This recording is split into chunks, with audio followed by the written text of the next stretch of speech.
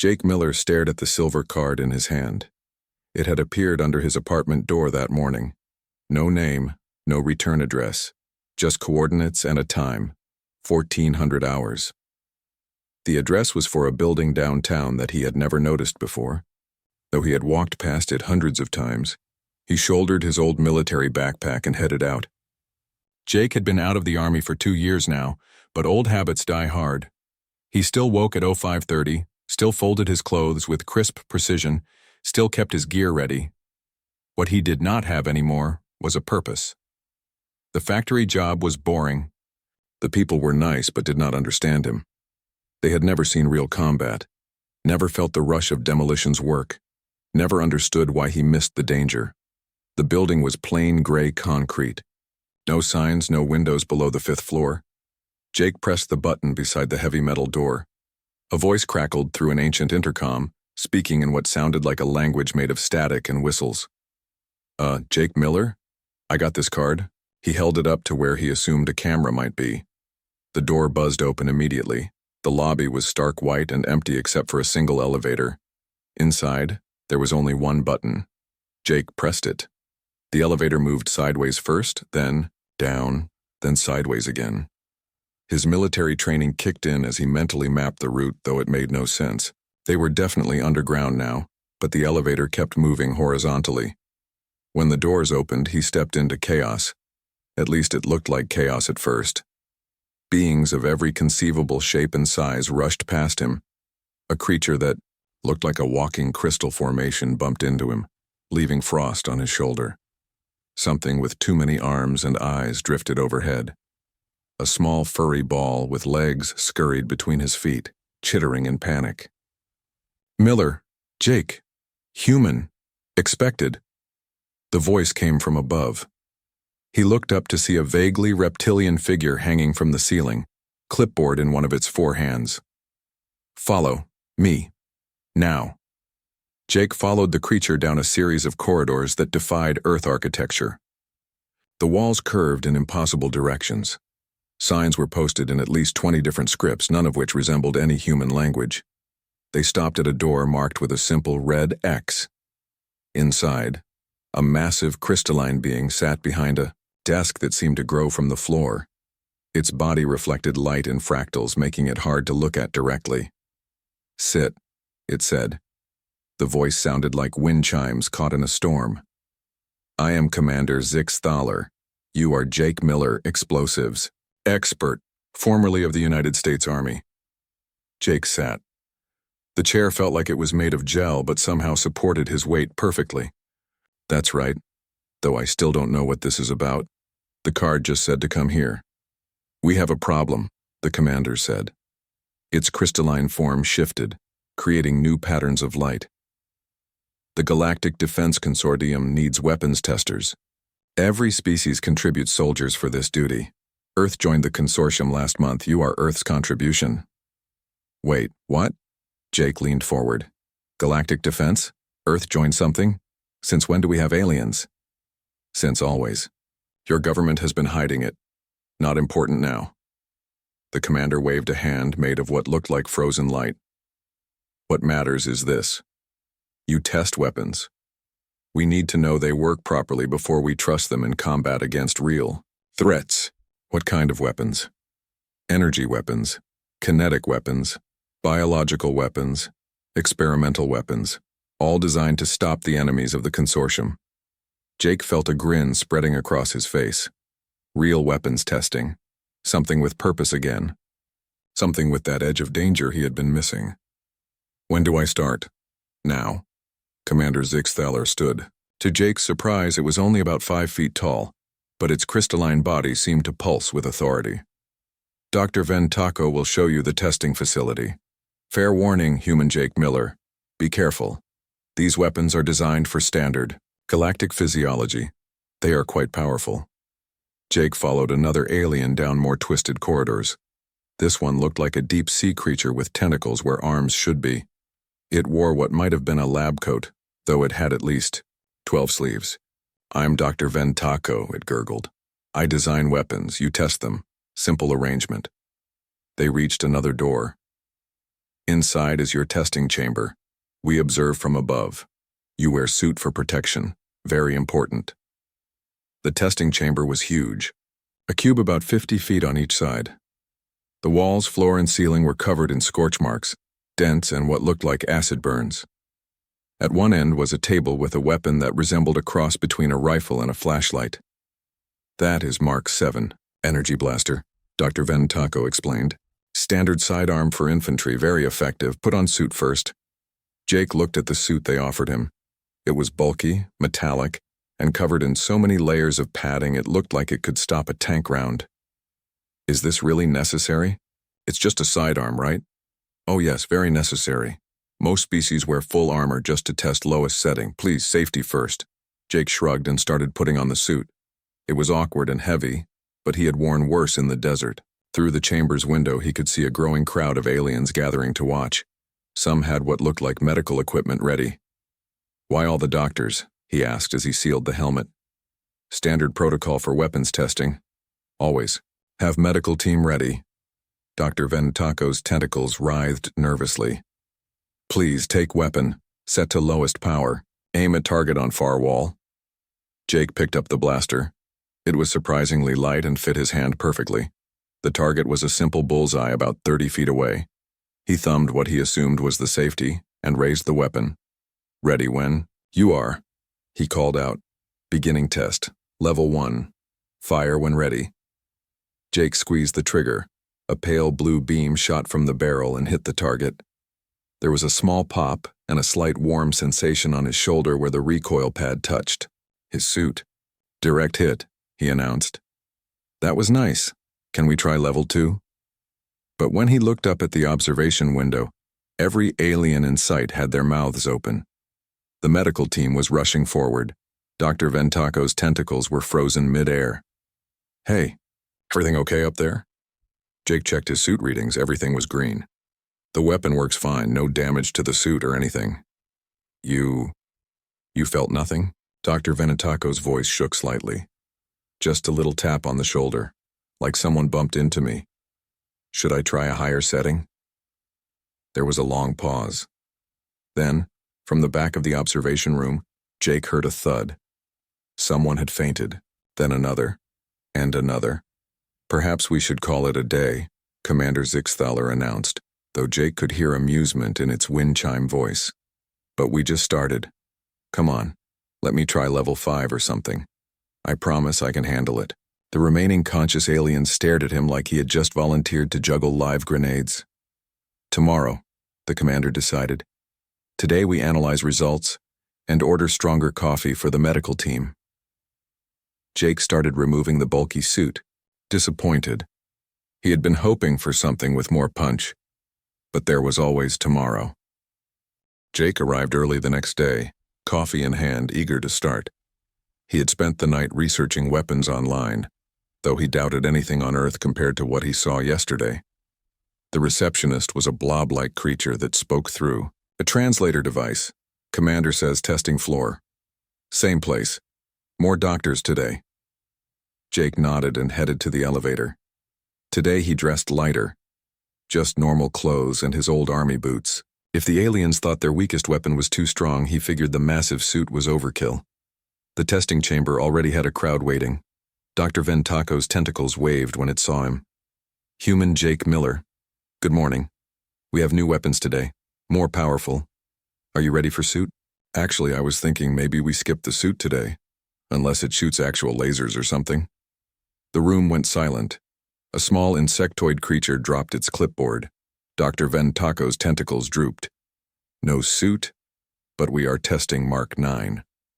Today it has twice the power of Mark 7.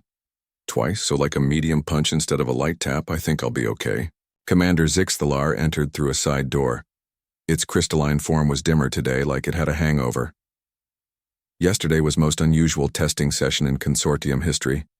We had 12 fainting incidents during single low-power test. Sorry about that, Jake said. I didn't know aliens were so delicate. We are not delicate. We are sensible. Pain is body's warning system. When weapon causes pain, we learn it is dangerous. But it didn't hurt. Not really. Exactly our problem. The commander settled into viewing position. Dr. Ventaco, proceed with caution. And someone check the medical bay has extra space today.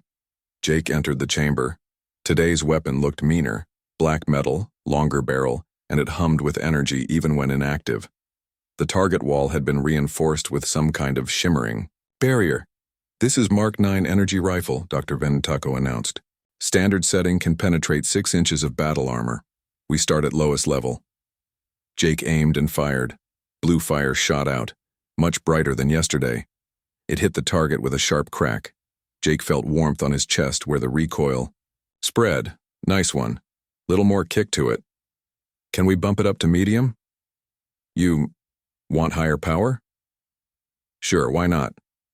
Through the window he could see aliens whispering nervously. A green creature with too many eyes was testing medical equipment. Someone rolled an extra stretcher into the observation room. Very well. Setting 3. This time the beam was brighter. Jake heard it whoosh past his ear before hitting the target. The warmth was now like pressing against a warm wall. Getting somewhere. What's next, level 5? Level 5? But we usually stop at 3 for advanced species. Well, I'm not most species, am I? Dr. Ventaco looked at Commander Zixthaler, who made a gesture that might have been a shrug. Level 5. The weapon bucked in Jake's hands. The beam was now bright enough to leave spots in his vision. The recoil pushed him back a step. The warmth was like standing too close to a campfire. Now that's what I'm talking about. Feels like a real weapon. What's the max setting? The max? Level 10? That's illegal to use on living targets. Instant death for most species. Perfect for testing though, right? Come on, let's see what this baby can really do. Another thud from the observation room. Someone had fainted again. Perhaps we take break? Dr. Ventaco suggested weakly. Just one more. Level 10. I promise I'll be careful. You promise to be careful with weapon that vaporizes enemies? Cross my heart. Commander Zixthaler's crystal form flashed red. Proceed. For science. Jake reset his stance. The weapon was now vibrating in his hands like it was eager to unleash its power. He aimed at the target and squeezed. The beam wasn't blue anymore. It was white, like looking at the sun. The sound was a roar that shook the chamber. Jake was pushed back 2 steps and his shirt was warm like he had been in summer sun too long. The target didn't just hit, it exploded. Pieces of melted metal scattered across the back wall. In the observation room, it was raining bodies. Aliens dropped like they had been hit with tranquilizer darts. Only Commander Zixthaler remained standing, though its crystals were now pale. Jake set the weapon down. That was awesome. Do you have anything bigger? Bigger? Dr. Ventaco, who had somehow stayed conscious, gurgled in disbelief. What could be bigger than weapon that kills instantly? I don't know. Maybe something that shoots continuous beams or has explosive rounds. You guys must have some heavy artillery. Heavy artillery is for siege warfare, against fortifications, against entire armies. Right. So can I test some of that tomorrow? The medical team was now dragging unconscious aliens out of the observation room. Someone had started a fresh pot of coffee, though several creatures were drinking things that glowed. I think, Commander Zixthaler said slowly, we need to reassess our testing procedures. Why?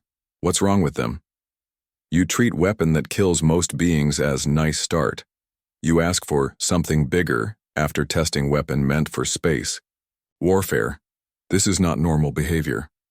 Sorry, I just haven't felt properly challenged yet. In the army, we used to play games of catch with C4 explosives. This is safer than that. You played catch with explosives that detonate?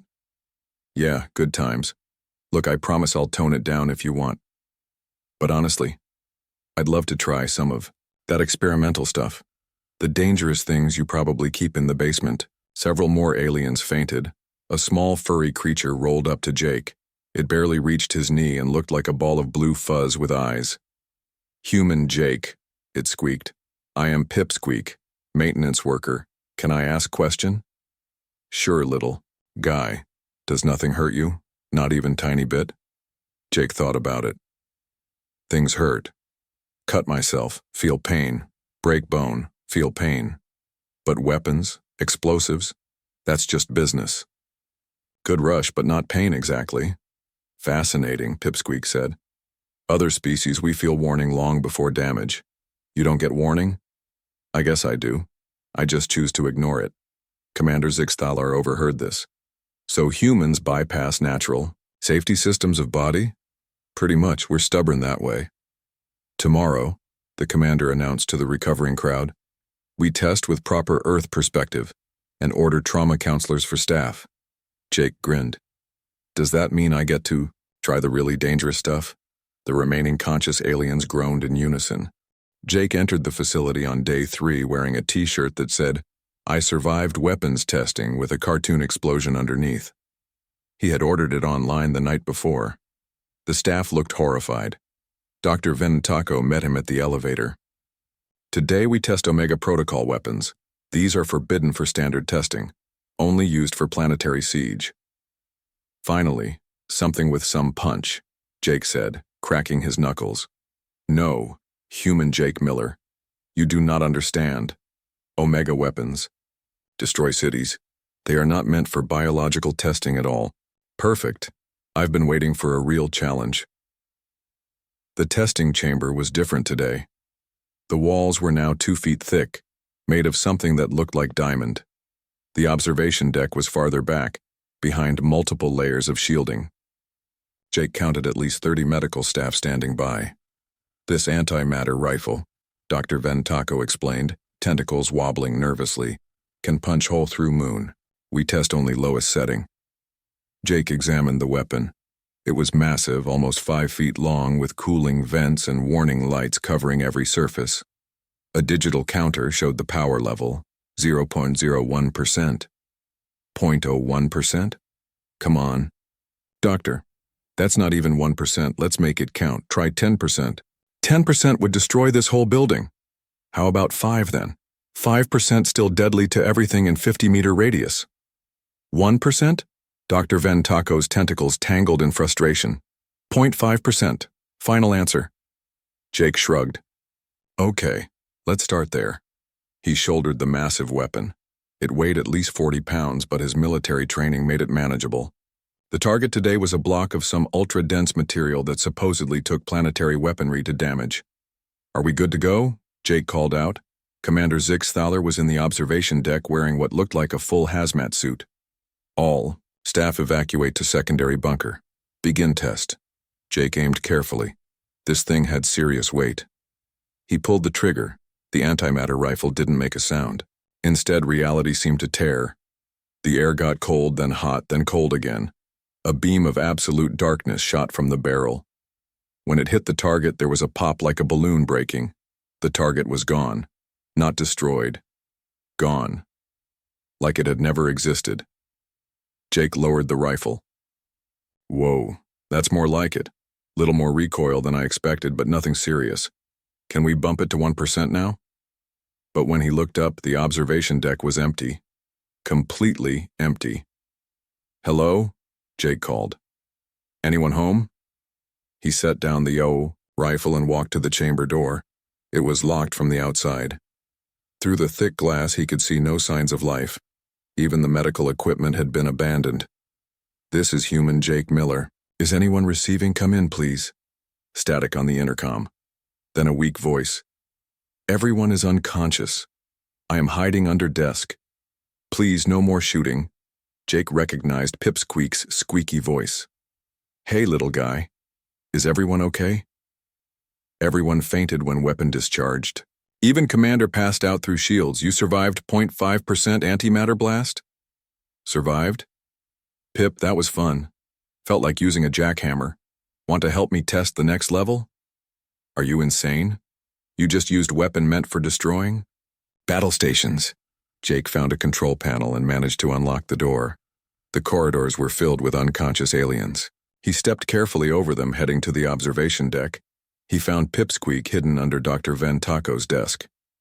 The doctor was sprawled across the floor, tentacles twitching.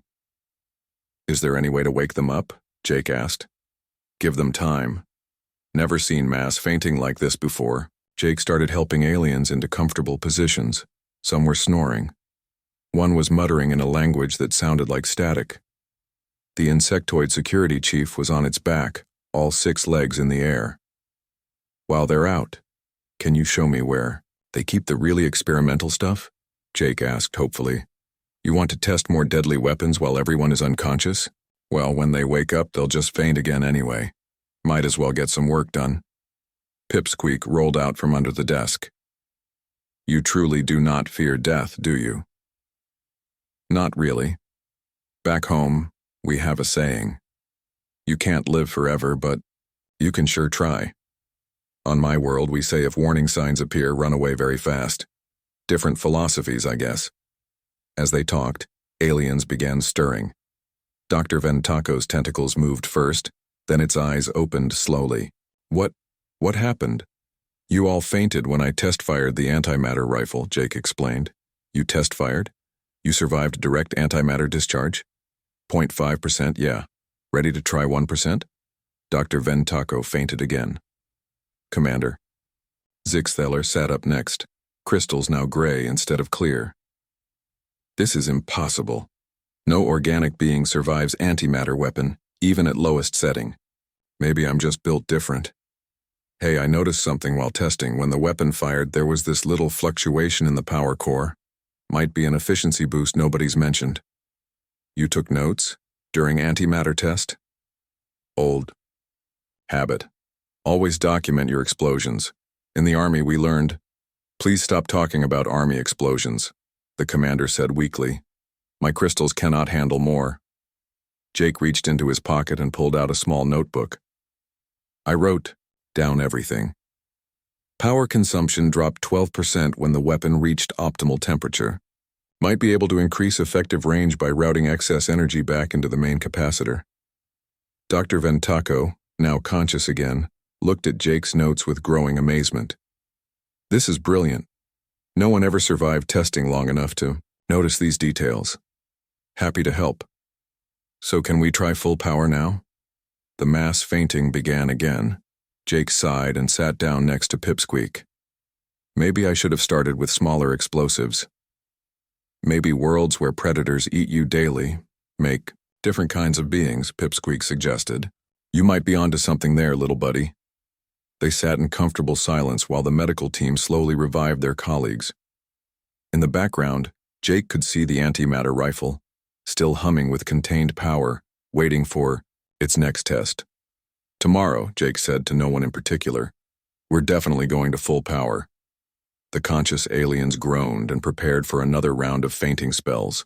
The next morning, Jake found the facility buzzing with nervous energy.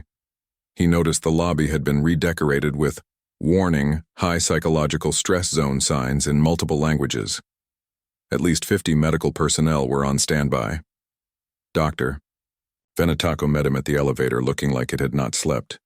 Its usually bright tentacles were now dull green. Human Jake Miller, we need to talk before testing today.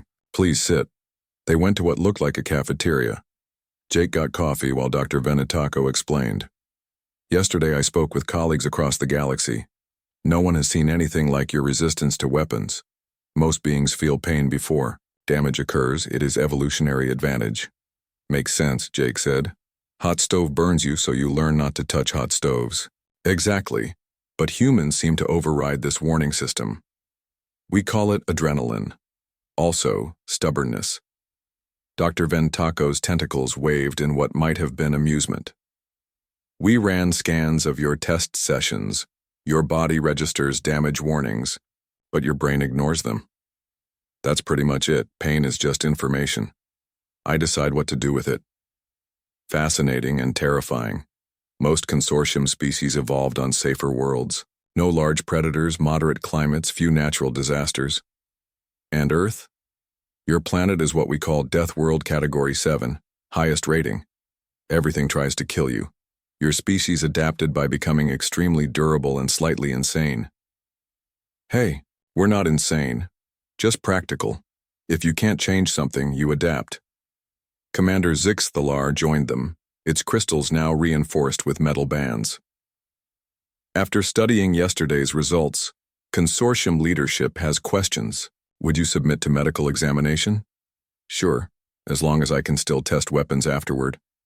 Actually, the commander said slowly, we want to redesign testing protocols, using humans as baseline. Me? As the baseline? But I'm just one guy. You are only human we have. And you single-handedly proved all our weapons might be too weak for galactic defense. They led Jake to medical bay. The examination was thorough. Aliens poked, prodded, scanned, and took samples. Jake dozed through most of it. Results confirm theory, Dr. Ventaco announced 3 hours later. Human Jake Miller experiences pain but processes it differently. Pain signals reach brain but are immediately analyzed for actual threat level. That sounds technical, Jake said. Simple version? You feel pain, decide if it will kill you, and ignore it if it won't. Yeah, that's about right. Pain hurts, but dying is worse. Meanwhile, we feel warning long before real damage. We faint to avoid dangerous situations. Different survival strategies, Jake suggested. Exactly. But here's problem. If our weapons cannot hurt human, they might not hurt other Death World species. Are there others like Earth? 7 known Death Worlds. But inhabitants tend to be extremely violent. We never recruited them for weapons testing. And now, Commander Zixtalar's crystals flashed. Now we question everything. Our weapons, our defense strategies, even our understanding of what strong means. So what happens to me? We create new testing division, with safety measures designed for Death World beings. Jake grinned. Does this mean I get to test worse things? The medical team collectively sighed. Also, Dr. Ventaco added, we want to study human pain management techniques. Maybe other species can learn. Sure, I can teach people to ignore pain, but it takes practice. We would prefer gradual approach, starting with very small weapons. For aliens? Yes. And I still get to test the big guns? Yes. But now we document everything properly. Your notes yesterday revolutionized weapon efficiency theory. Cool. What's first? They returned to testing chamber. Today's weapon was recognizable, a tank cannon modified for personal use. It was ridiculous and beautiful. This fires explosive shells, Dr. Ventaco explained. Designed for armored vehicles, never tested on biological targets. Until today, Jake said cheerfully. Until today, the doctor agreed miserably. The weapon was mounted on a tripod because it was too heavy to shoulder. Jake stood behind it, looking like a kid with a new toy. Ready when you are. The observation deck filled. Word had spread about yesterday. Scientists from other facilities had arrived. Some brought recording equipment. Others brought stronger medical supplies. Beginning test, single round standard explosive. Jake squeezed the trigger. The cannon roared. Fire shot out the barrel. The recoil drove him back 2 steps. The shell hit the target wall and exploded, leaving a crater 6 feet wide. Jake coughed from the smoke. That was fantastic. Felt like getting punched by a rhino. Can we try cluster rounds? In the observation deck, someone had started a betting pool on how many fainting aliens this round would generate. Current bet was over 30. Human Jake Miller, Commander Zix Thaler said through the intercom, you just test-fired artillery, piece at point-blank range. And you want stronger ammunition? Well, yeah. This is just practice stuff. You said you have experimental weapons, planet crackers, starbusters, the good stuff. Yes, we have them, but they are forbidden for testing near inhabited systems. So let's test them far from inhabited systems. There was long silence. You would leave your world to test weapons in deep space? Jake thought about it. Earth was nice, but this was the most fun he had had in years. Real danger, real weapons, real purpose. Sure, just need to pack some Earth food and maybe some music. When do we leave? Pack light, the commander decided. We leave tomorrow. Really? Really? Death Universe Class 7. Beings apparently volunteer for deep space testing duty. Who are we to stop them? Jake whooped with joy. This is going to be awesome. The fainting aliens hit record numbers that day. Jake stood on the observation deck of the deep space testing facility. watching stars through the enormous viewing port. 6 months had passed since leaving Earth. He had tested weapons that could crack planets, melt asteroids, and tear holes in space-time itself. The aliens no longer fainted during tests. They had built stronger bunkers instead. Contact on long-range sensors, Lieutenant Creethor announced.